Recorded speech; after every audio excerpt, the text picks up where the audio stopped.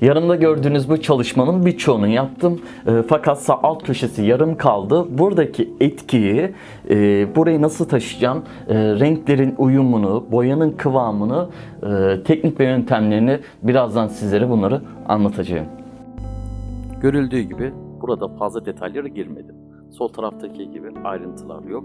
Buradan gelen ışık etkisi bu tarafta çok daha yoğun olduğundan dolayı da ben buralara daha açık gireceğim. Daha sarı tonlarına gireceğim ki buradaki şeffaflığı, canlılığı kazandırayım. Gördüğünüz gibi burada koyu değerleri var.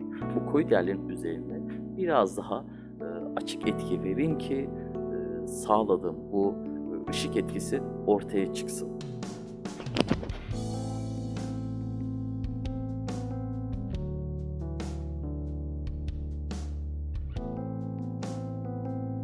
Bu kısımlarda koyu değerler daha fazla. 4 numaralı yatık fırçamla bu tarafları daha fazla koyulaştırıyorum. Daha sonra da kıl fırçamla çizgisel olarak da çimlerin hatlarını belirleştireceğim.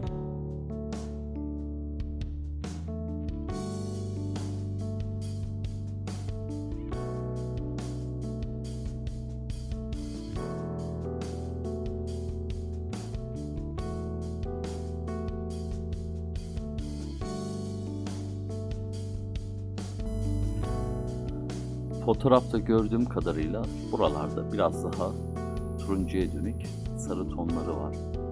Buradaki güneşten gelen ışık etkisi çok daha fazla yoğun olduğundan dolayı da buraları daha açık ve daha şeffaf bir görüntü elde etmeye çalışıyorum.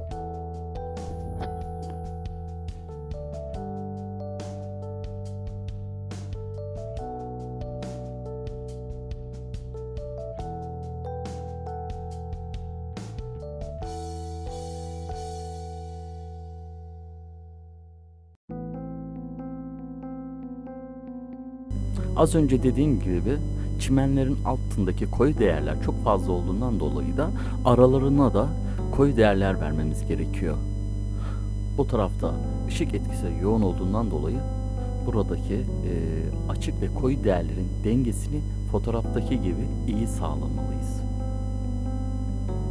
Gördüğünüz gibi bu tarafları biraz daha koyulaştırıyorum.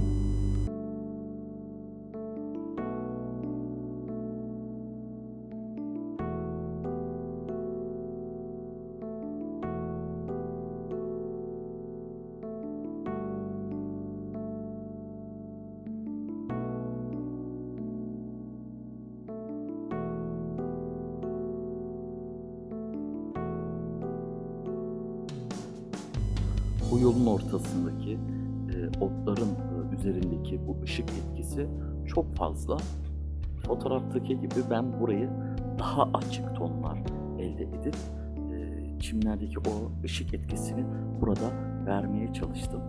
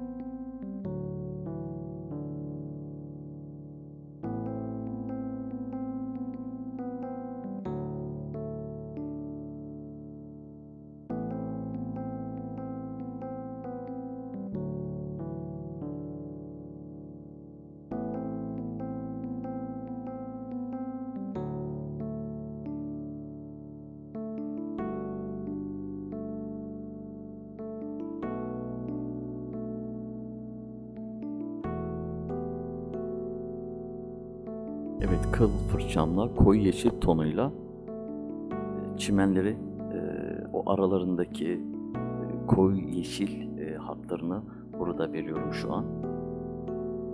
Tek tek çimlerdeki o çizgisel hatlarını yapmaktayım. Siz de eğer bir çim yapacaksanız ince kıl fırçasıyla yukarıdan aşağıya o çizgisel hatları oluşturmalısınız.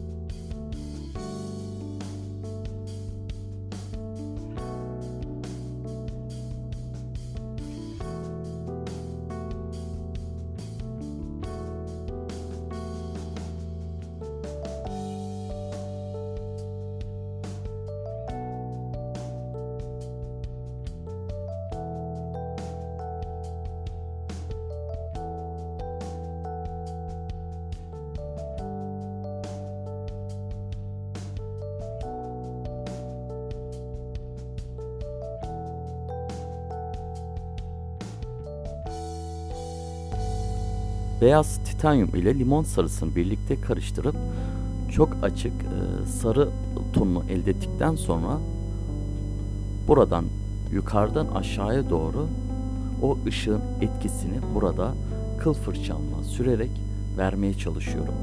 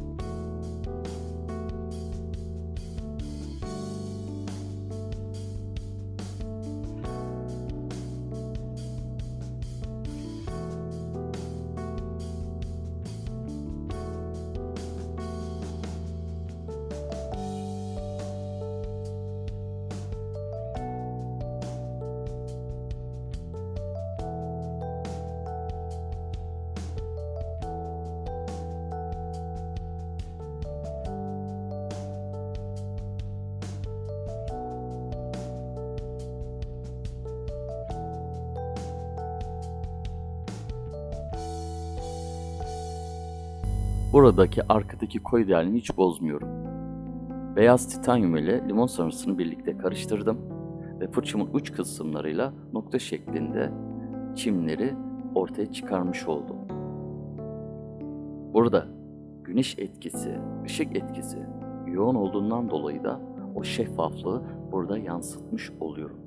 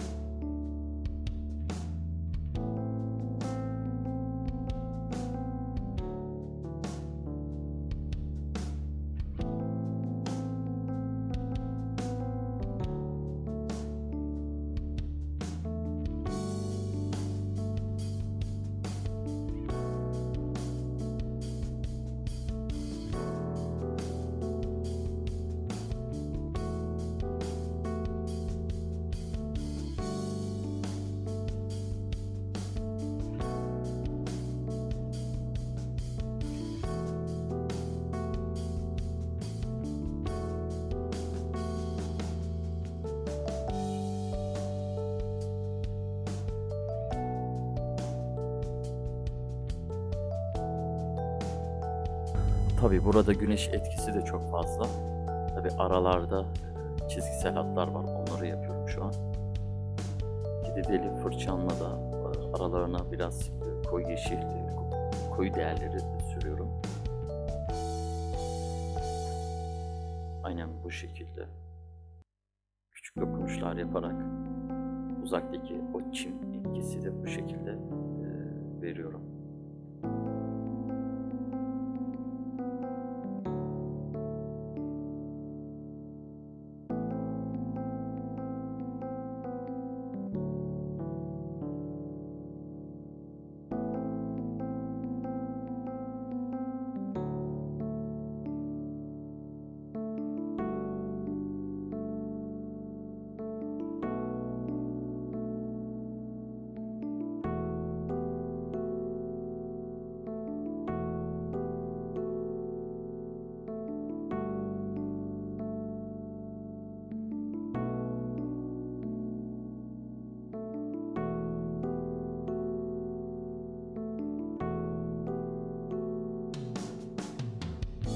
Şimdi son dokunuşları yapmaktayım.